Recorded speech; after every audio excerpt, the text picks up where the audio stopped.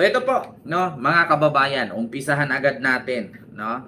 Wag naman po nating anuhan si Cheese agad-agad, no? Hintayin po natin nung kanyang reaksyon kung bakit nga ba siya lumipat, no? Bakit nga ba siya tumiwalag sa grupo ni Cayetano? Kasi nga po mga kababayan, iba kasi, no? Iba kasi mga kababayan talaga, sabi ni Cheese.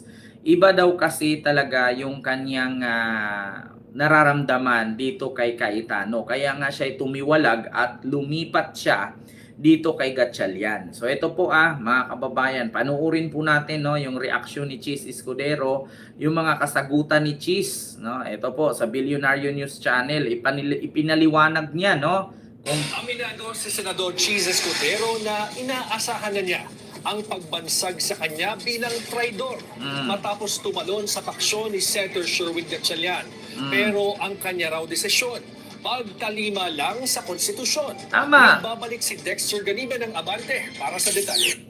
Narinig nyo mga kababayan, tanggap ni Cheese kahit tawagin siya ng kung anong-anong salitang masasakit, kahit tawagin siyang traidor, kung ano man, ang sa kanya ay ang inaano niya yung talima ng tawag dito Senado, no, yung para sa bayan, no. Ito actually mga kababayan, sabihin man natin na may nagawa si Cheese na hindi maganda, katulad dito sangkot siya sa mga korupsyon, sa katiwalian. Pero at least mga kababayan, no, na maaga pa, hindi pa naman kasi huli ang lahat, Diyos ko mga kababayan. Kung si Jinggoy nga 3 beses nakulong eh.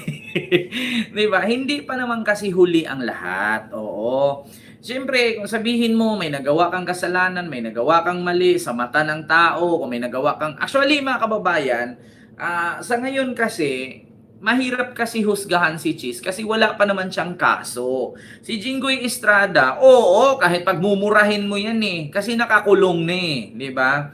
Sa ngayon kasi, mga kababayan, hindi pa siya natin pwedeng mahusgahan na ganun siya, kriminal siya. Sige, actually sa kanya, sabi nga niya sa interview, tanggap naman niya Tanggap naman niya kung ano ang batikos ng taong bayan, tanggap naman niya kung ano mga masasakit na salita. Pero sa batas kasi, hindi pa kasi siya convicted, hindi pa kasi siya nakasuhan. So sa ngayon mga kababayan, habang wala pang kaso, siguro gusto niyang 'di ba, bumawi kahit papano. No? At saka kung mapanood ninyo mga kababayan yung interview ni Cheese Escudero, para talaga sa tao ang kanyang ginawa. Kahit sabihin, actually mga kababayan, parang si ano lang yan si Robin Hood. Hindi si Padilla, parang si Robin Hood. Nakita niyo naman si Robin Hood. Magnakaw siya ng pera. Tapos yung perang ninakaw niya, ipinamigay niya sa mga mahihirap. Doon tayo sa ngalan na gumawa siya ng mali kasi nagnakaw siya. Pero yung ninakaw niya, itinulong niya sa mahirap. No? So, sasabihin natin, kriminal siya, nagnakaw siya, pero saan ba niya itinulong? Ganun naman ganun ang estilo ganun ang sitwasyon ni Cheese ngayon. So, sunod, ito po, mga kababayan, pakinggan natin. Sino man sa atin ang kakalas sa ating grupo? Pagkatapos na nakita natin na nag-alay ng buhay ang isa sa atin. Sa palagay ko, mas masahol pa sa kay Butas. Yan ang babala ni Senador Rodante Marcoleta sa mga kasamahan niya noong Mayo 18 matapos ang tangkang kudeta sa liderato ni Senador Alan Peter Cayetano. Pero dahil sa patuloy na pag-boycott ng Cayetano Black sa regular session mula June 1 hanggang 3, nagdesisyon ang kanilang kasamahan sa nooy mayorya na si Senator Cheese Escudero na pumasok at dumalo na sa sesyon. At hindi lang siya dumalo, umanib pa sa Gatchalian Black para mabuo ang quorum at matuloy ang huling sesyon ng Senado para sa first regular session ng 20th Congress. Say ni Cheese, nagpasya ako na itigil na yung kawalan ng sesyon sa Senado. Nagpasya ako na hindi pwede magpatuloy na walang sesyon ng Senado. Dahil nakasaad din sa saligang batas. Hindi pwedeng mag-adjourn ang Senado ng sosobra sa 3 araw nang hindi nagpapaalam sa Actually mga kababayan, tama lang ang ginawa ni Cheese. Kasi bakit? Naging Senate President din siya Hindi naman po pwede kasi, mga kababayan, okay lang, no? Okay lang kung si Cheese Escudero ay hindi siya naging Senate President. Biruin nyo, si Tito Sen nandun kay Gatchalian. Si Cheese Escudero naging Senate President siya. So alam niya ang palatuntunin, alam niya ang rules. So kung panatilihin niyang ganon, parang inapakan niya yung pagiging Senate President niya noon. Bakit niya susundin ang galawan ni Alan Cayetano? Naging Senate President din siya eh. 'Di ba? Hindi po pwede yun na babaliin mo yung rules, babaliin mo yung ganyan. Naging Senate President din siya. Kung naalala ninyo mga kababayan, minaliit na siya ng paaralan kung saan siya nag-graduate. O kung saan siya nag-graduar, minaliit siya, sinabihan na nga siya, yung simpleng salita, yung pinakamaliit na salitang forthwith or immediately sa English, hindi mo maintindihan, hindi mo, di ba kung naalala nyo, mismong professor ang nagparinig sa kanya. Tapos ngayon, naging Senate President ka, tapos yung kaka-Senate President lang, mamanduan ka, uutusan ka, mas nauna ka sa kanya at alam mo yung rules, tapos susuwagin mo, sasang-ayon ka na susuwagin nung kakatalaga lang na Senate President, samantalang ikaw ilang buwan kang naging Senate President, hayaan mo na pati ikaw naging Senate President, aapakan ka ng baguhan, hindi po pwede yung ganun. Kaya, di bali na daw tawagin siyang traidor, at least ginawa niya ang mandato ng bayan at ng Pilipino para sa Pilipino. Tama naman. 'Di ba? Tama mga kababayan. Isahintabi natin yung galit natin kay Cheese dahil sa sangkot siya sa korupsyon. Pero yung ginawa ni Cheese mga kababayan, kahit sino naman sa atin. Halimbawa, abogado ka. Ako mag-aabogado pa lang. Tapos gagawa ako ng batas ko na alam mong hindi uyon, hindi tama, hahayaan mo lang? Di ba? Pangalawa, example natin. Halimbawa, nagtrabaho tayo sa isang factory. Ikaw naging general manager ka. Tapos ako naging CEO ako bigla. Syempre, hindi ako dumaan sa pinangdaanan mo, tapos bigla ako naging CEO. Papayag ka ba? Nagagawa ko ng hakbang na nadaanan mo naman lahat at alam mo na mali yan, alam mo na tama yan. Diba? Tapos sasang-ayunan mo. Kung malamang sa malamang hindi. General manager ka tapos nag-umpisa ka sa bilang cleaner, bilang taga-gunting, taga-putol, taga-bilang, hanggang sa naging stock ka, hanggang sa naging general manager ka tapos yung mamumuno, baguhan. Papayag ka bang ganun? Hindi. Siyempre, magre-react ka. Kasi nga, kung dapat pa ganun, sa mga gagawin dapat na hakbang ni Alan Cayetano, dapat niya muna, kumbaga parang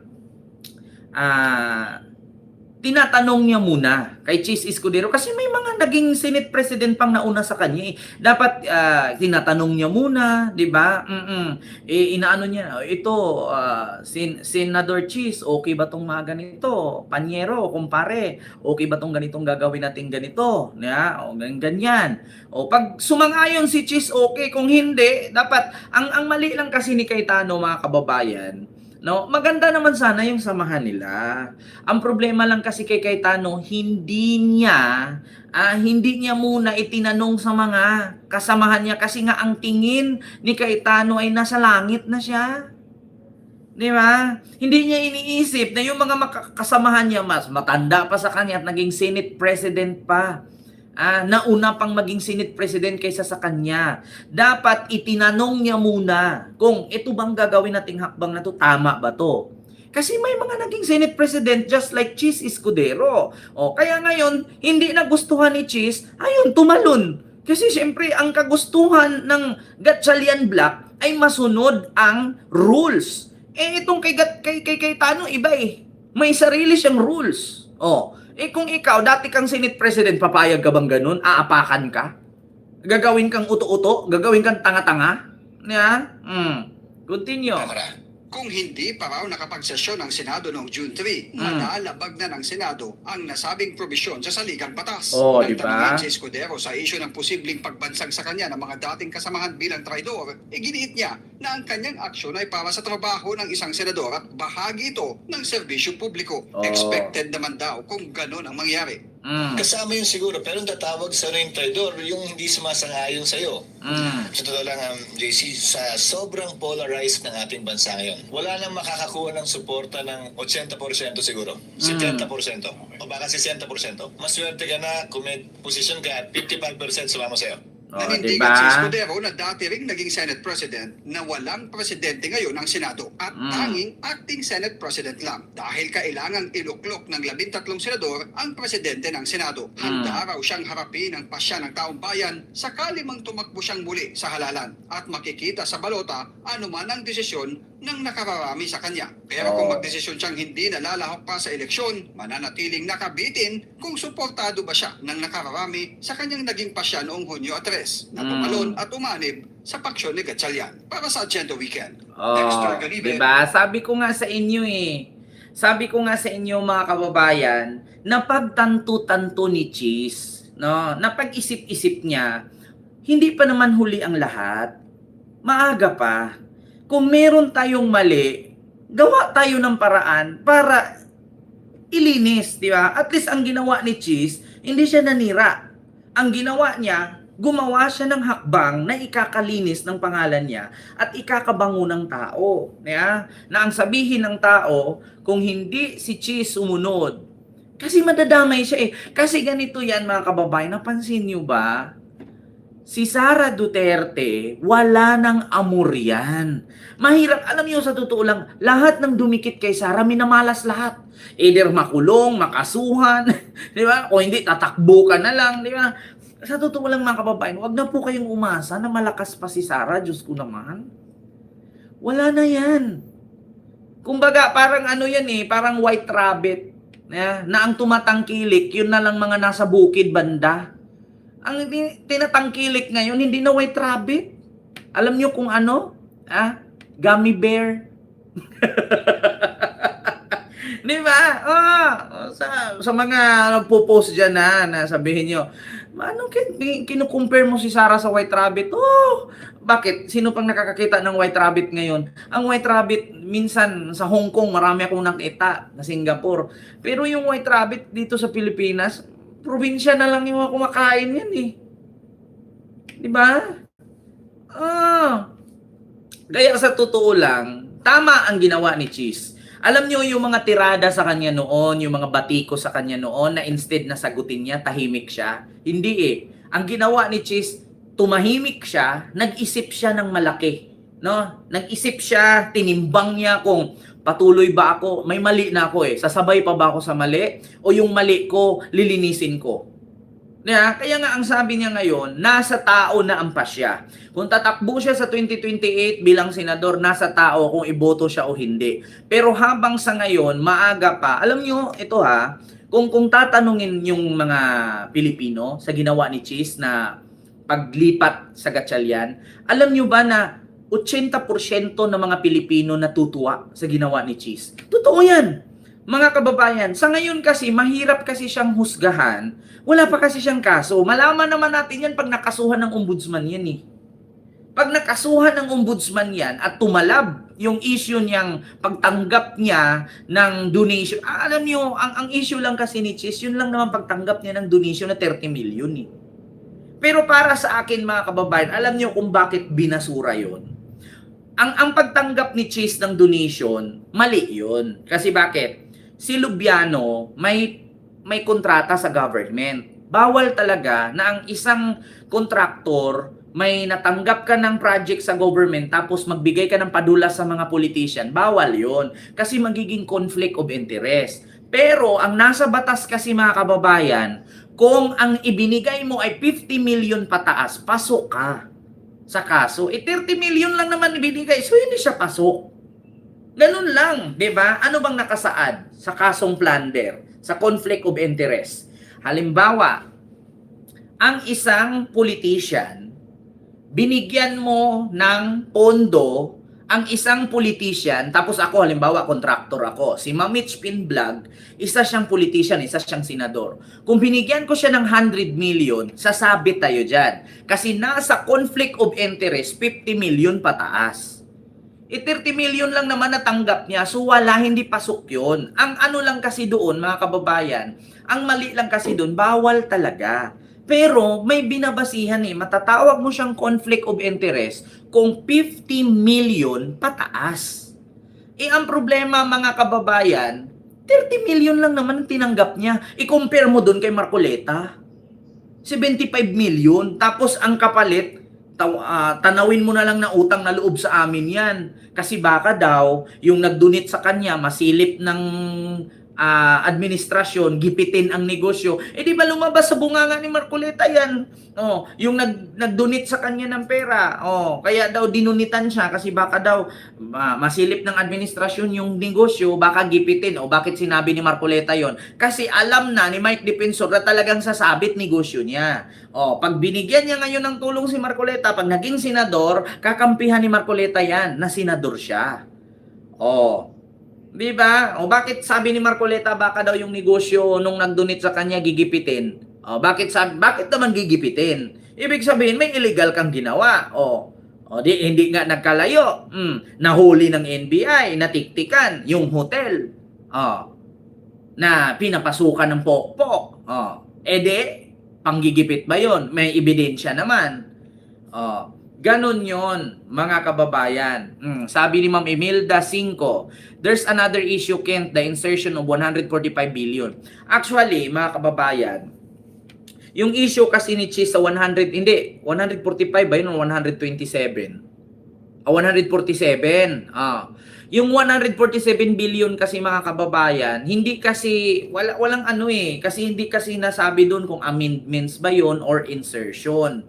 Kasi doon sa investigasyon ni Tito Sen at ni Ping Lacson, wala silang makita. Kasi hindi naman sinabi ni Ping Lacson at ni Tito Sen na nakubra ni Cheese ang 147 billion. Wala naman silang nakitang nakubra. Insertion. Pero ang tanong kung naaprubahan ba? Yung nga mga kasalanan ni Cheese, mga kababayan, yung kasalanan niya, alam nyo yung muntikan ka ng makulong pero hindi kinapos, di ba? Kinapos. No? Imbis na makulong ka, hindi natuloy. Bakit? Kasi kapos yung ginawa mong kasalanan Alam niyo yung nangawat ka ng mangga, pero yung mangga imbis na makuha mo, nahulog doon sa bakod ng may-ari, hindi mo nakuha. Kaya imbis na magalit yung may-ari sa'yo, hindi. Bakit? Kasi napunta lang din naman sa kanya, hindi naman nadala. Diba? Ganoon ang kasalanan ni Cheese, mga kababayan. Sana nag-gets nyo ako Halimbawa, nagnakaw si Cheese ng mangga. Diba? Umakyat siya. Siyempre, may bakod yan. Yung bakod na side sa kabila, may ari. Yung bakod na side, ito yung labas. Ngayon, imbis na pagkawit niya ng panungkit, nahulog doon. Hindi nahulog sa labas. So ngayon, nahuli siya bigla nung may-ari. Imbis na magalit yung may-ari, hindi na naituloy. Bakit? Kasi napunta lang din naman sa kanyang mangga, hindi naman nakuha. Parang...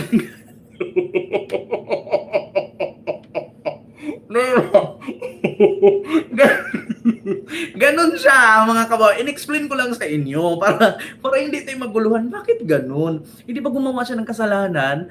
Bakit ganyan? Ayun nga ang kasalanan niya Nagnakaw siya ng mangga. Ang problema lang, yung ninakaw niya, hindi niya nakuha. Bakit? Imbis na paghila niya ng panungkit, imbis na mahulog sa kanya, doon nahulog sa loob. Ngayon, siyempre sumigaw yung may-ari, ay, magnanakaw ng mangga. Nakatakbo. Tapos ang sabi nung may-ari, ay, okay lang, bumalik din naman sa atin yung mangga, hindi naman nadala. Minsan nga may iba ganun pag nahuli, wag manggulat. Hayaan yung makababa. Diba may ganyan, mga kababayan, sa Bisaya pa. Ug masakpan, ayaw panghadlok. Mahulog ko dire, mapiang pa ko. Hayaan mo akong bumaba, tsaka mo kugulatin para makatakbo. Ganon ang nangyari kay Jesse Escudero. Diba? Nagnakaw ka ng mangga. Imbis na yung mangga, iuwi mo na, mali, doon nahulog sa bakod, sa loob. Imbis na palabas, pumasok sa loob. Di syempre, sumigaw yung may-ari, takbo ka na lang. Diba? Pera na, naging bato pa. Ganon yon, mga kababayan. So, ito, continue natin itong kay Jesse Escudero. Actually, mga kababayan, yung sa Billionaire News Channel kasi, short lang yon. Ito, pakinggan natin tong reaction ni Cheese Escudero, mga kababayan, mismo sa interview ng mga BBM, tawag dito, BBM vloggers, no? Ito, nagawa ko lamang kung ano ang tingin kong tama. Ito, pakinggan natin sa GMA News po ito. Mahirap po yung decision na lumipat po kayo sa kabila, essentially. Nagpasya ako na itigil na yung kawalan ng sesyon sa Senado. Nagpasya ako na hindi pwede magpatuloy na walang sesyon ng Senado dahil nakasaad din sa saligang batas. Hindi pwedeng mag-adjourn ang Senado ng sosobra sa 3 araw nang hindi nagpapaalam sa kabilang kamara. Kahapon, kung hindi pa kami nagsesyon, lalabagin na namin yung provision na yun ng saligang batas. At kahapon, bagaman walang opisyal na pahayag, nagbigay na ng sulat si Senate President Cayetano na wala ng sesyon. So, kinailangan talagang mag-convene na ang Senado kahapon. Sen, hindi ka ba natatakot na sa paglabas mo sa plenaryo, tawagin kang traidor? Kasama yun siguro, pero tatawag sa rin traidor yung hindi sumasang-ayon sa'yo. Oh. Totoo lang, JC, sa sobrang polarized ng ating bansa ngayon, wala nang makakakuha ng suporta ng 80% siguro. Oh, 'di ba? Ang sabi niya, hindi ka ba natatakot tawaging traidor paglabas mo ng plenaryo? Sabi niya, ang tao na natatakot at matatawag na traidor, yun yung hindi sumasang-ayon sa gagawin mong tama. 'Di ba? Which is yun, tama ang sinabi ni Cheese. Ang tao na natatakot tawaging traidor, yun yung hindi sumasang-ayon sa gagawin mong tama. Bakit? Oh, katulad niyan. Ina-acknowledge or actually ni-recognize ng Palasyo at ng House of Representatives si Gatchalian. Pero si Cayetano hindi pumapayag. Oh. So sino ang traidor doon sa bayan?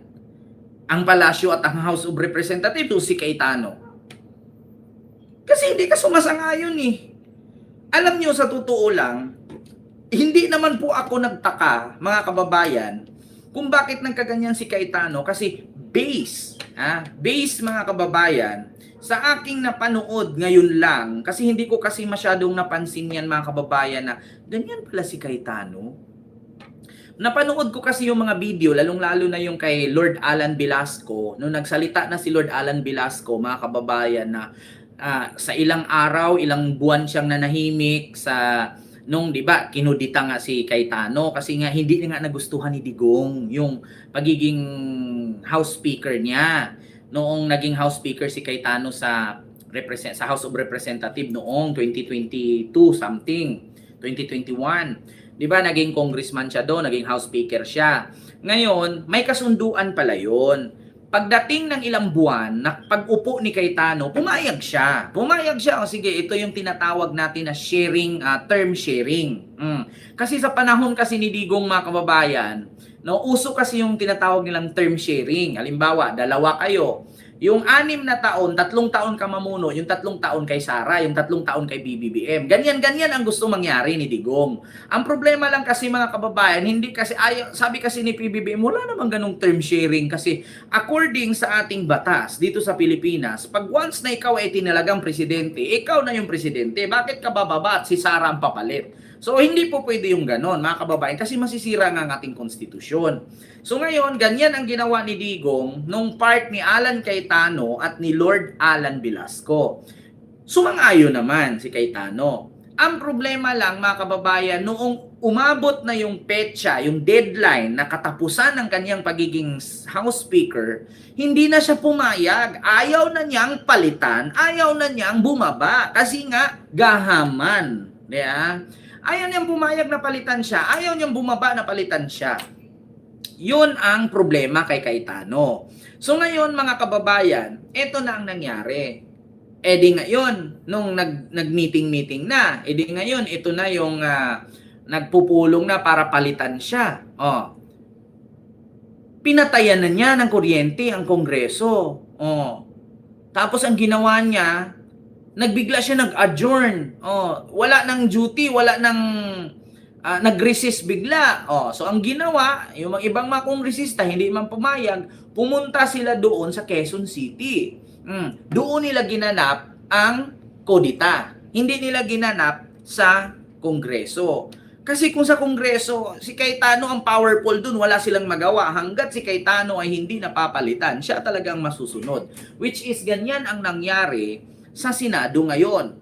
Ang problema, paano ka nga mapapalitan kung hindi ka naman pumapasok? Ang problema nasa Senate Rules number 4 na pag hindi ka pumapasok ng 1 hanggang 2 araw, automatic remove ka from the power. Remove ka from the position. So yun ang ginawa na nagsisyon, nag-quorum ang Senate, bakante lahat. Ayun, hindi pumayag si Cayetano kasi wala naman daw basbas niya. O hindi naman daw niya tawag doon, hindi naman daw niya may tawag doon kanina, yung katulad sa hindi niya